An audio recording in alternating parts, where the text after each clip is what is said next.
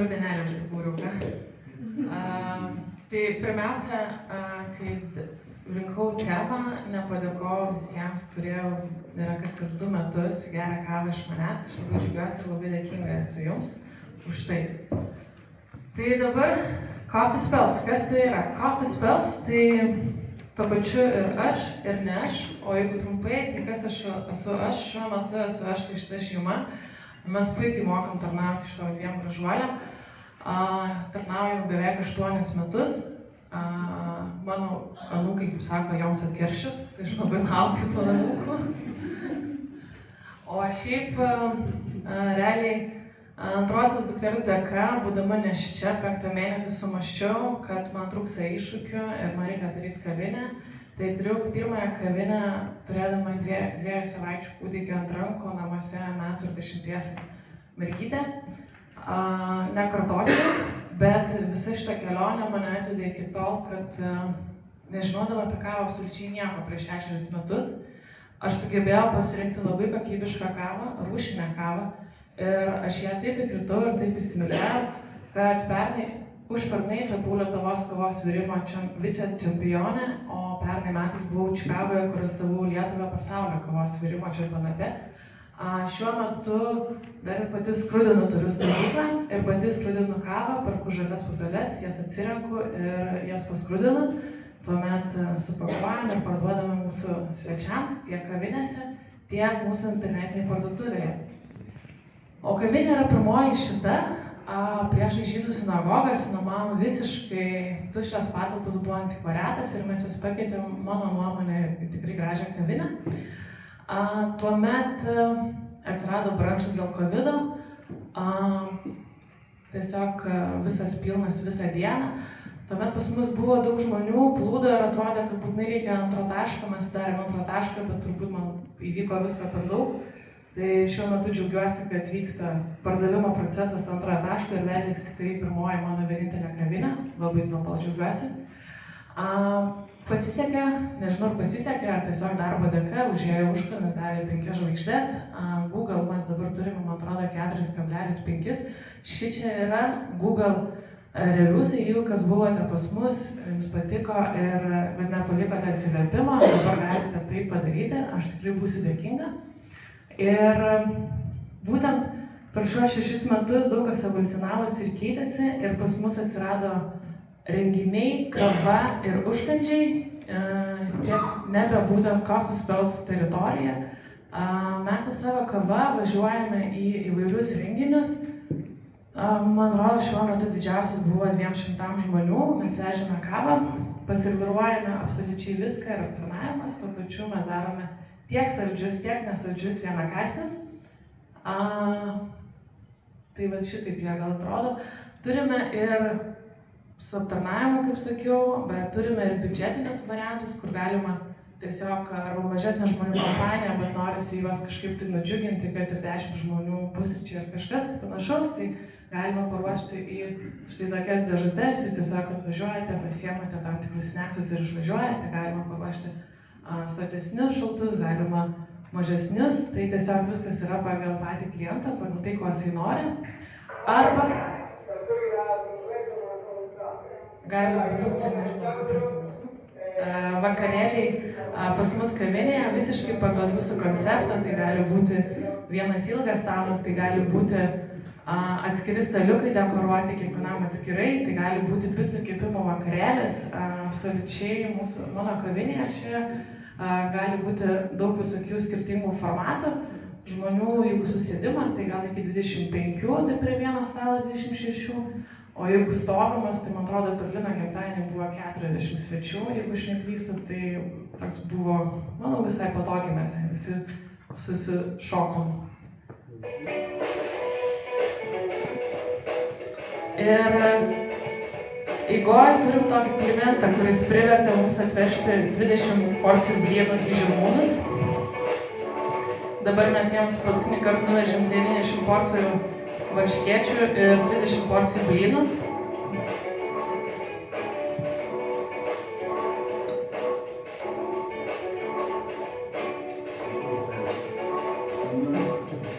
Tai šitą stalą mes pildome kartą per mėnesį. per mėnesį važiuojam pas jūs, bet tuo pačiu beveik vos ne kiekvieną penktadienį važiuojam į skirtingą ofisą, vežame blynus ir varškėčius ir dar kitom dienom savaitės. Tai šitas klientas yra tas, kuris tiesiog išprašė, kad atvešiu blynus, nes aš sakau, nevešiu per toli, bet nusipirkom dėl jų specialiai už tą pačią sumą, ką jie mums išleido tam tikras įrangos, kad jiems atvežtume karštus. Ir jau beveik 3 metai vežame tvarkingai jiems vis daugiau ir daugiau blynų ir varškėčių. Taigi rūšinė kava. Rūšinė kava, aš labai trumpai, nes aš nusprendžiau pratęsti 3 metus BNI, tai sausio mėnesį, kai jau bus ramiau, padarysiu jums visiems edukaciją, kas tai yra rūšinė kava.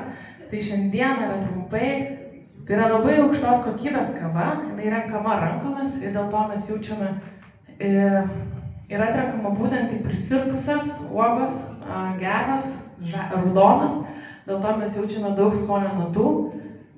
Ir kava reitinguoja rūšinė kava, ta, kuri surenka iš 100 balų 80 ir daugiau. Tai Coffee Spells šiaip kava visada yra 8,5, 9 ir 9+. Visos komercinės kavos, ką šiandieną išgirdote, sako, kad tai yra mažiau negu 80, tai yra visos lavazas, visos komercinės kavos, Jakobs ir toliau, jos surenka turbūt apie 40, 30, 50 balų, neįsivaizduoju, nes tai neatskleidžia niekas, būtų net labai smagu. Tai mūsų kava yra būtent labai griežtai reguliuojama, limituotas kiekis ir tai yra tikrai labai kokybiška ir gera. Ir čia yra mano skraidykla, fotografavo ir filmavo Jurgita.